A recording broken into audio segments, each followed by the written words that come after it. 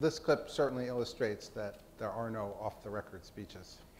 There are 47% of the people who will vote for the president no matter what. All right, there are 47% who are with him, who are dependent upon government, who believe that they are victims, who believe that government has a responsibility to care for them, who believe that they're entitled to health care, to food, to housing, to you name it. That it's an entitlement, and the government should give it to them. And they will vote for this president no matter what. And I mean, the president starts off with 48, 49, 40, he starts off with a huge number. These are people who pay no income tax. 47% of Americans pay no income tax. So our message of low taxes doesn't connect. And he'll be out there talking about tax cuts for the rich. I mean, that's what they sell every 4 years. And so my job is not to worry about those people. I'll never convince them that they should take personal responsibility and care for their lives. What I have to do is convince the 5 to 10% in the Senate that are independent, that are thoughtful, that look at voting one way or the other, dependent upon us. I know, I played the longer version of this. I have like to the guy or not? Because Terrible. it was, I mean, I can't even imagine what it would have been like in the campaign, although I had worse in the White House, and so did Dana, when that tape broke. And it's unimaginable that a candidate would, I think, go through that and then I think even be able to come back from that. A total nonsensical point. I guess that I'm not a politician. I've actually never worked on a campaign. I was always on the government side. I guess that you say whatever you feel like you need to say, but one of the reasons that in 1998, the compassionate conservative message, which actually a lot of conservatives don't like that label that President Bush and Karen Hughes, who, if she were sitting here today, she is the author of The Compassionate Conservative, because she narrowed down, like, what is it about George W. Bush that I like? And she pulled it all together into that phrase.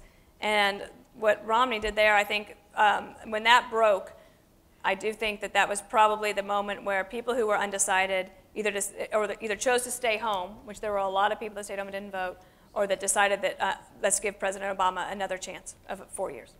And here's the comeback moment. You said you cut the deficit in half. It's now 4 years later. We still have trillion-dollar deficits. My view is that we ought to provide tax relief to people in the middle class. The people who are having a hard time right now are middle-income Americans. Under the president's policies, middle-income Americans have been buried. They're just being crushed.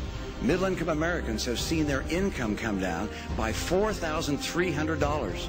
At the same time, gasoline prices have doubled under the president. Electric rates are up. Food prices are up. Health care costs have gone up by $2,500 a family. If you're reelected, we'll get to a $1 trillion debt. I mean, you have said before you'd cut the deficit in half. In order to bring the cost of health care down, we don't need to have a board of 15 people telling us what kinds of treatments we should have. I think something this big, this important, has to be done on a bipartisan basis. And we have to have a president who can reach across the aisle and fashion important legislation. Well, and I can't say that in the years of watching presidential debates, not since maybe the 1980 Reagan debates, has there been such an overwhelming consensus. And yet the president made no obvious errors, no clear stumbles, no stories that didn't go anywhere, no knowing or not knowing critique that people would have taken large offense at. And so it probably, and I think in the accounts, he was as stunned to find how poorly actually he had done in that debate once the polls were tallied and the consensus came in from everyone. And the follow-up debates, to make the point out of this is the follow-up debates from these where he got considerably more aggressive, where he was then judged the winner, right? Mm-hmm. Really then showed that maybe judging the winner and losers is become totally different in presidential debates. And it was instantaneous. Yeah. I get stage fright for other people, not for myself. It's a very weird thing. And I was so nervous, really, for both of them, and the whole moment, I couldn't watch the first 10 minutes. And I went in, I did an extra teeth cleaning and like a little mask, and I checked in the closet, and like about 10 minutes into it, I was like, okay, I'm gonna go check. And the first thing I didn't look at the TV. The TV was on in the other room, but I checked my Twitter feed, and I was like, holy cow, Obama didn't show up to the debate. I mean, that was in the first 10 minutes. that was how it was defined. And so I can understand why, in particular in corporate America, there is some resistance on behalf of, in particular, the top leadership, like the CEO level, because they think, what, all I did was look down at my notes.